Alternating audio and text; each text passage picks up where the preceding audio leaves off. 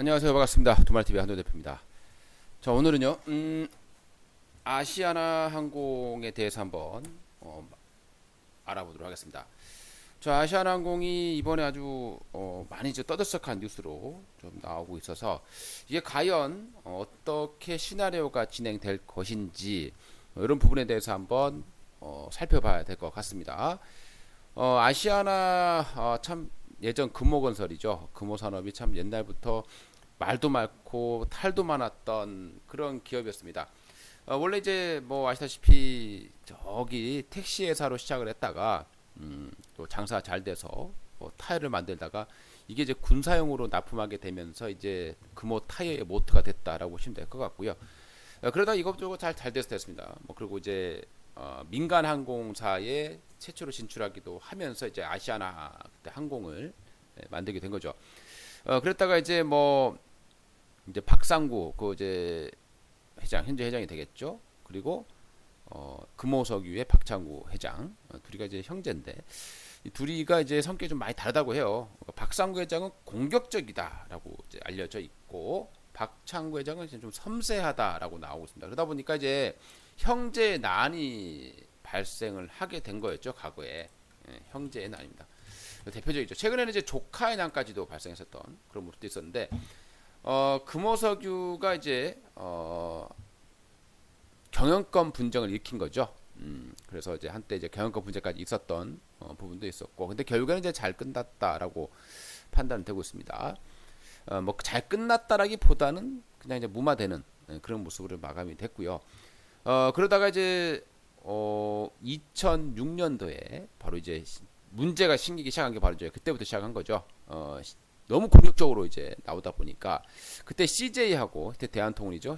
현재 CJ 대한통운 인수했었고 그리고 이제 대우건설을 인수를 하면서 자금을 너무 많이 쓴 거예요. 그래서 그게 이제 문제가 됐다라고 보시면 될 것 같습니다. 그래서 그 당시에 이제 그 금융위기가 터지면서 이제 위기를 맞았었다. 그래서 우리가 금호건설이 그때 이제 무너진 걸로 많이 기억들을 하실 겁니다.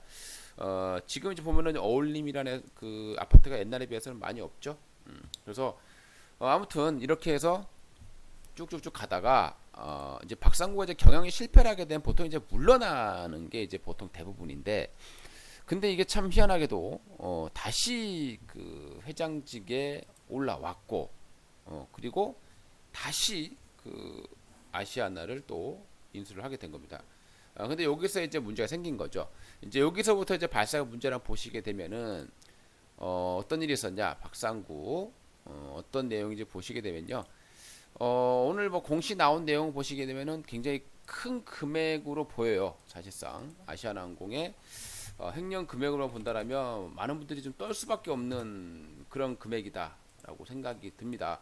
뭐 횡령 배임. 근데 이게 보게 되면은 63%고요. 여기에서 이제 보시게 되면은 여기 요 6,900억에 여기 이제 포함이 된 거니까 이제 6,900억 정도인데 자기 자본 대비해서는 거의 63%. 만약에 이런 내용이 다른 종목들에서 나왔다라고 하면 이건 사실상 뭐 상폐각이다 보셔도 크게 무리가 없습니다. 근데 이 내용을 보셔야 될 것 같아요. 이게 뭐냐라는 거죠. 그 내용이 우리가 이제 우리가 이제 쉽게 말하면 횡령이라고 하면 많은 분들이 돈을 꿀꺽 먹어서 다 꼽을 쳤다. 뭐 그 사람이 다 먹었다 이렇게 하는 횡령이 있고 배임도 있고 횡령이 있어요. 근데 이번에 돈은 배임하고 횡령하고 이제 섞여 있는 거거든요. 배임이라는 것은 어떤 자기 어떤 임의대로 내 직위에서 필요 이상으로 어떤 한 부분들 여기 이제 배임이 되겠고요. 횡령 같은 경우도 실질적으로 이게 이제 과거 보게 되면 우리가 이제 횡령이라는 단어가 굉장히 모호한 경우가 많아요. 그러니까 이게 예전에 보게 되면은 횡령 얘기 나왔던 회사들이 많이 있었거든요. 그 당시에 이제 어떤 회사가 있었냐, 홈캐스트라는 회사가 있었어요. 예전에 홈캐스트. 그러니까 홈캐스트가 한때 예전입니다. 예전 일로 한번 거슬러 올라가게 되면은 홈캐스트가 그 당시에 회장이죠. 사장이 경영진이다. 경영진. 이제 적대적 M&A에 좀 휘말렸던 적이 있었어요. 근데 이제 경영권 매각을 하려고 그랬는데 이때죠. 하려고 그랬는데 안 했다라는 거죠. 그러니까 이제 이 인수를 하려고 했던 이 놈이 이 회사를 찔러버린 거야. 대표를 찔러버린 겁니다. 그래서 횡령이다라는 어떤 그런 얘기를 해서 그래서 이제 그런 이제 고발 나오다 보니까 주가 이제 내려갈 수밖에 없었던 부분이었고 그때 홈캐스트가 이제 그런 모습이 있어서 실적으로 이 회사는 뭐 거래 정지도 안 당했었고 결국에는 주가 이제 폭등하는 모습이 나타났었단 말이죠. 그런 식으로 이제 횡령이라고 하는 것 자체가 이제 경영진들이 경영권을 방어하기 위해서 회사의 자금 일부를 주주들의 어떤 동의라던가 이런 부분 없이 이제 사용을 했다라는 거거든요. 그 돈이 어딜 간 건 아니에요. 그러니까 그게 집에 그러니까 우리가 이제 횡령이라고 했을 때 상폐가 되는 회사들의 공통점을 보시게 되면은 대부분이 횡령을 해요. 횡령. 그로 인해서 이게 자본 잠식으로 가야 되거든요. 그리고 분식회계 뭐 이런 쪽으로 가야 되는데 결국에는 이쪽으로 가게 돼서 이제 상폐로 가게 되는 거지. 횡령했다는 것 자체만으로 상폐가 되는 경우는 거의 없다라고 보시면 됩니다. 그리고 이제 특히 내용을 보시게 되면은 뭐 금액을 사용을 보게 되면 이제 대부분 이제 배임이 좀 많이 있죠. 그리고 원래 이제 이미 5월 13일 날 사실 아시아나항공 같은 경우는 5월 13일 날 이게 이미 뭐 그 전부터 계속 이제 나왔던 내용이 이게 뭐 이번에 뭐 우리가 알지 못하게 뭐 전혀 예상하지 못하면서 나온 게 아니라 이미 계속해서 조사를 받고 있었고 그리고 이번 13일 날 5월 13일 날 구속이 됐어요. 그게 이제 이번에 더 하나 더 추가됐다라고 보는 게 맞을 것 같은데 이게 이제 재판에 넘겨진 거죠. 넘겨졌고 여기서 좀 많이 싸움이 좀 있겠습니다만은 내용을 보시게 되면은 계열사를 동원해서 총수 일가 지분율이 높은 금호고속을 지원하도록 한 혐의를 받고 있다. 뭐 이렇게 나와 있습니다. 우리가 쉽게 해서 그런 거죠. 내가 이 회사를 하나 가지고 있어요. 내가 어느 회사를 하나 가지고 있는데 회사를 가지고 있는데 그 회사가 내 모회사예요. 그 나머지는 내가 지분이 좀 조금씩 투자했던 자회사들이 이렇게 쭉 있단 말이죠. 근데 이제 자회사, 그러니까 모회사가 조금 내가 좀 안 좋으니까, 그 자회사들의 돈을 조금 인용해서,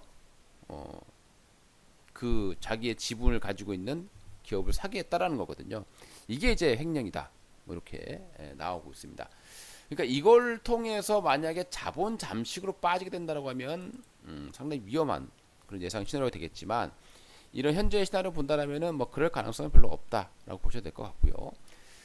그 다음에 이제 또 하나는 이제 여기서 이제 배임으로 나온 금액, 그러니까 횡령 배임 합쳐진 금액이죠. 그러니까 배임으로 나온 것이 이제 뭐 대략 한 3,300억 정도라고 보시면 될 것 같고, 그 다음에 또 하나는 이제 뭐 이 독점권 줬던 거 좀 헐값에 낚였던 부분들. 그러니까 예전에 그 금호 아시아나에서 우리 그 기내식이 한번 문제가 생긴 적이 있었죠. 그 회사가 안 되니까 이제 하청업체 줬는데 그 하청업체가 감당을 못한 겁니다. 그래서 이제 기내식이 완전히 뭐 셧다운되는 그런 모습도 한번 보인 적이 있었는데요. 보시게 되면 이제 요 부금액이 뭐냐면 이제 은행 이자가 뭐 시객에서 그 당시 은행 이자가 한 5%, 한 4% 정도였는데 시중 은행 이자가 이거를 뭐 2%, 1.5%뭐 이렇게 좀 낮게 돈을 빌려줬었다. 이게 이제 배임이다. 라고 혹은 이제 공정거래 위반된다. 뭐 이런 부분들은 이제 기소돼 있다. 라고 보시면 될 것 같습니다. 그러니까 이 과거에도 보시게 되면은 우리가 이제 어쩔 수 없이 이런 내용들을 보게 되면 과거를 볼 수밖에 없어요. 아시아나항공의 현재 모습을 보게 되면 참 희한하게 이 내용이 똑같은 내용을 이미 뭐 다 알고 있는 내용이죠. 그러니까 우리가 이제 많이 이제 걱정하시는 분들도 있을 것이고 그럴 겁니다. 아시아나항공의 주가를 보시게 되면 이때 5월 13일이에요. 그러니까 그 동안에 다른 항공주가 올라가는데 아시아나항공 계속 못 갔단 말이에요. 그러니까 왜 못 갔겠습니까? 불확실성이죠. 이런 이제 불확실성이 있었다 보니까 이제 못 갔는데 5월 13일 날 구속이 됐어요. 박상구 회장이. 그러니까 저게 어떻게 보면 불확실성이 해소가 되는 모습으로 우리가 이제 이해를 할 수 있다 이렇게 보시면 되겠죠. 근데 그래서 매수세가 들어왔어요. 그러니까 외국인과 기관들의 매수세가 들어왔다라는 겁니다. 이때 벌써 나왔죠. 이미 뭐 5월 15일, 5월 12일 날 뭐 다 종료됐고 이때 이미 다 구속됐었습니다. 이미 다 나올 만큼 나왔던, 그러니까 골물만큼 골랐던 것을 이제 다 찾아내고 그런 과정이거든요. 그러니까 이제 대한항공의 인수를 이제 시켜야 되는 긴박한 그런 상황입니다. 그러다 보니까 이런 것들을 빨리빨리 이제 도려내는 어떤 그런 모습들이다라고 이해를 하시는 게 좋을 것 같고, 그래서 이제 그걸 노리면서 매수가 좀 들어왔었다. 이날 이후에 약간 이제 매수가 들어왔고 이때 이제 주가를 끌어올리는 와중에 갑자기 이제 그렇게 이제 추가적으로 나오면서 거래 좀 정지되는 그런 상황이 발생을 했습니다. 만약에 이제 이 업체 지금 아시아나항공에 지금 이제 정부가 지원한 자금이 지금 거의 4조가 넘어갑니다. 예. 정부가 가지고 있는 게 4조가 넘어갑니다. 과연 이런 기업들 그거를 그대로 상폐를 시키겠느냐라는 거 보면 말도 안 되는 얘기고요. 그다음 또 하나 우리가 좀 이해해서 볼 수 있을 만한 건 뭐냐? 그러면 시장에 현재 아시아나항공은 거래 정지돼 있기 때문에 사람들의 심리를 알 수가 없죠. 그런데 금호산업을 보시게 되면 금호건설이죠. 그러니까 금호건설을 보시게 되면 현재 그 박삼구 회장이 어떻게 지배를 하고 있느냐? 이 박상구라는 사람이 금호고속을 가지고 있고요. 금호고속이 금호건설을 가지고 있고, 이게 이제 아시아나를 가지고 있는 구조거든요. 그러니까 아시아나의 30%를 금호가 가지고 있습니다. 자, 그렇다면 생각을 해보자는 거죠. 그럼 만약에 지분을 가지고 뭐 나중에 매각한다고 하더라도 지분을 가지고 있는 업체, 그 회사가 만약에 정말 이상할 것 같다. 그럼 이 업체도 당연히 주가가 이제 급락하는 게 맞겠죠. 근데 뭐 전혀 주가에서는 반영을 하지 않고 있다. 이렇게 보신다라면 이미 시장이 다 알고 있는 내용이구나. 이렇게 이해를 하시면 될 것 같고, 오히려 이제 이게 풀리면서 불확실성이 해소되는, 잠깐 조금 밀렸다가 다시 끌어올리는 이런 모습들이 나올 가능성이 높다라고 생각이 됩니다. 보통 이제 우리가 이런 사태가 발생하게 됐을 때 당연히 이제 상장 폐지 실질 검사를 하게 됩니다. 실 감사를 하게 되는데, 그게 이제 거래일로 15거래일이에요. 그러니까 15일이 아니라 10거래일입니다. 거래일로 15거래일이 되겠죠. 그러니까 뭐 날짜로 빠지면 대략 한 3주 가까운 그 정도 기간 동안 일단은 정지는 될 수밖에 없다고 보시면 되겠고요. 그 이후에 이제 뭘 보느냐? 기업의 어떤 사업이 이게 지금 유지될 수 있느냐, 이걸 가장 먼저 보는 거고요. 근데 현재 뭐 보시면 아시다시피 항공은 나라에서 지원할 정도로 지금 국가 기반 산업이기 때문에요. 우리가 정부에서 지원한다고 혈세로서 이렇게 항공주들을 도와준다라고 비난도 많이 합니다. 그럼에도 불구하고 할 수밖에 없는 이유, 어떻게 보면 국가의 기간 산업으로 보기 때문에 그렇게 정부의 어떤 혈세가 들어갈 수밖에 없다라고 보시면 되겠고요. 그래서 이제 연구체도 많이 주고 했던 부분도 있을 겁니다. 아무튼 이제 그런 복잡한 내용들을 많이 가지고 있는데 3주, 그러니까 3주 정도 보고 우리가 이제 보통 이제 뭐 문제가 좀 심각하다, 이게 이제 현행에서 뭐 우리가 알지 못했던 부분들에 대해서 했다라면 이거는 이제 개선 기간까지 부여를 받으면서 뭐 6개월, 1년까지 거래 정지되는 경우가 많이 있습니다. 근데 사업의 계속성, 이게 이제 가장 중요한 부분들이 되니까, 그리고 어느 정도 다 알고 있었던 부분들이기 때문에 그게 이제 범죄로서, 아니 이제 기소가 되는 것으로 이제 보시면 될 것 같고요. 3주 후에 이제 아마 좀 결판 날 것 같습니다. 그래서 대부분 그 정도에서는 거래가 좀 재개될 가능성이 높다라고 판단을 하셔도 될 것 같고요. 이게 조금 다른 행령이에요. 그러니까 예전에 어떤 있던 부분들이었기 때문에 어느 정도 시장을 좀 판단했다라고 판단을 해볼 수 있을 것 같고, 거기서 뭐 좀 더 길어지면은 뭐 또 2주 정도 또 추가 감사 기간도 있을 수도 있는 것이고요. 근데 뭐 거기까지는 가지는 않을 걸로 다 판단이 되고 있습니다. 그리고 또 하나 우리가 이제 봐야 될 부분들. 그러면 이제 우리가 이제 그동안에 우리가 이제 소형주들 말고 보통 우리가 그래요. 좀 작은 기업들조차도 상패는 안 갑니다. 이 횡령이라는 가지고 상패를 가지 않아요. 아까 이게 말씀드렸죠. 횡령을 해서 자본 잠식으로 갔을 때 그 자본 잠식 때문에 상패가 되는 겁니다. 그래서 횡령 금액이 너무 크다. 그래 그 회사가 자본 잠식이 빠졌다. 그 돈을 회수할 수도 없다. 뭐 이렇게 돼버리게 되면 상패로 간 경우가 있습니다. 특히 소형주들 같은 경우에. 근데 우리나라의 대형주들 급들에서 거래 정지를 당했다. 상패까지 간 기업은 사실상 찾아보기가 어려워요. 거의 없다. 지금 코오롱 티슈진도 굉장히 무시가 심각했지만 오랜 기간 지금 이렇게 정지가 되어 있는 상황이죠. 이건 워낙 이제 사태가 심각했던 부분이기 때문에 이렇게 오랜 기간 되는 것이고요. 신라젠 이런 기업들은 워낙에 좀 오랫동안 좀 지속되고 있다라고 판단이 됩니다.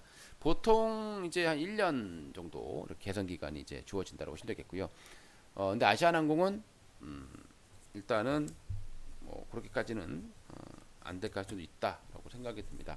왜냐하면 이제 또 그 대한항공과의 인수 합병 이것도 있을 것이고 합병은 이제 나중 얘기예요. 합병을 하기 위해서 지금 전 세계적인 어떤 8개 국가들의 승인을 받아야 됩니다.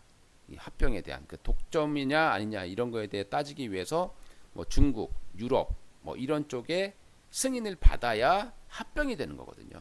그러니까 합병과 인수는 또 다른 거죠. 그러니까 인수를 먼저 합니다. 그러니까 올해 하반기 정도에 대한항공이 인수를 조금 하겠죠. 유상증자에 참여를 하게 되면서 인수를 할 것으로 전망이 되고 있고 그 과정에 이제 완전히 이제 썩은 것들을 도려내는 그런 과정으로 일을 하시는 게 좀 낫지 않을까 생각을 해봅니다. 그리고 이제 예전에 삼성 딱 보면 비슷해요. SKC. SKC가 이제 횡령이었죠. 물론 이제 금액은 한 적었습니다만은 어찌됐건 한 2주 정도, 3주 정도죠. 기간 동안 거래 정지가 됩니다. 그리고 나서 풀리면서 올렸다가 올라가는 그런 모습도 좀 있었고. 근데 SKC야 워낙 우량한 그런 자본 구조를 가지고 있었던 회사였다라고 보시면 될 것 같고요. 그래도 횡령이었다라고 보시면 되겠고 상장을 유지해야 되겠다는 거죠. 이 횡령 때문에 기업 자체가 장사를 못한다, 영업을 못한다 이 정도가 아니기 때문에요. 그러니까 아시아나도 그 과거치의 그 내용 때문에 이게 이제 새롭게 나갈 돈이 아니기 때문에요. 사업성에는 문제가 없다. 그렇다면 오랜 기간 그렇게 계속 정지시키지 않을 걸로 판단이 되고요. 하다못해 삼성바이오로직스도 마찬가지예요. 그러니까 우리가 이제 기사를 보시게 되면요, 삼성바이오로직스는 횡령까지는 아닙니다만은 얘는 이제 약간 그 회계 처리 문제 때문에 한번 걸렸었죠. 어떻게 보면 좀 더 위험해 보일 수도 있는 부분인데 그때도 딱 3주 정도죠. 3주 정도. 당연히 이때도 기사를 보게 되면 아무튼 우리 기사를 보시게 되면 거래 정지만 당했다 하면 상장 폐지냐 어쩌냐 막 겁을 주는 거죠. 모든 종목이 그렇게 나옵니다. 근데 막상 보게 되면은 또 이렇게 좀 대기업들 중에서는 그렇게 치고 올라간 종목들이 많이 있다라고 생각했고요. 아마 이제 아시아나항공도 그런 어떤 절차를 받을 가능성이 높지 않을까라고 생각을 합니다. 정말 최악의 경우 이렇게 되면 이제 6개월 이상까지도 갈 수도 있겠습니다만은 그렇다고 해서 상패까지는 절대 가지 않는다. 상패는 절대 안 되는 거고 상패를 갈 수 없는 그런 구조를 보시면 될 것 같고 지금까지 어떤 대기업들 16개 기업들 중에서도 단 한 개의 기업도 이런 어떤 거래정지 이후에 이보다 더한 것들도 자본 잠식도 살아나는데 그렇죠? 그래서 대기업은 좀 코스피 종목들 좀 다르다라고 판단하셔도 될 것 같고요. 아무튼 여기저기서 아시아나항공에 대해서 뉴스가 도배되고 있는 그런 모습인데 참고들 하시고 또 보유하고 계신 분들 또는 향후에 관심 갖고 계신 분들 만약 거래가 재개된다면 어떨까요? 그동안에 아시아나항공을 못 가게 막았던 지금 대한항공 자, 그러면 대한항공은 여러분들 주가가 이렇게 폭등하고 있습니다. 이렇게 폭등하고 있는데 과연 대한항공의 실적은 좋으냐? 아주 좋지는 않죠. 안 좋아졌고 뭐 제주항공 다 적자입니다. 뭐 티웨이 항공 다 적자 기업들이고요. 코로나 때문에 워낙 안 좋았기 때문에 그럼에도 불구하고 뭐 하나투어 이런 업체들조차도 지금 뭐 재무 구조가 아주 엄청나게 안 좋음에도 불구하고 주가가 이렇게 폭등하는 이유는 이제 백신 이후의 시대이기 때문에요. 이제 준비를 해야 되기 때문에 이렇게 매수가 들어오는 겁니다. 그래서 지금 다른 어떤 진에어 이런 애들 비해서 유독 못 갔던 아시아나항공 그런 이제 불확실성이 있었던 거죠. 이제 거래만 재개되면 이제 그런 불확실성이 해소가 되겠죠. 그래서 잠깐 눌릴 때라면은 충분히 나중에 여러분들 관심 가지고 계시다가 그런 게 되면 이제 그때부터는 사실 아시아나의 어떤 주가를 계속 잡고 있을 만한 그런 악재들이 이제 많아서 사라지게 된다라고 보시면 될 것 같습니다.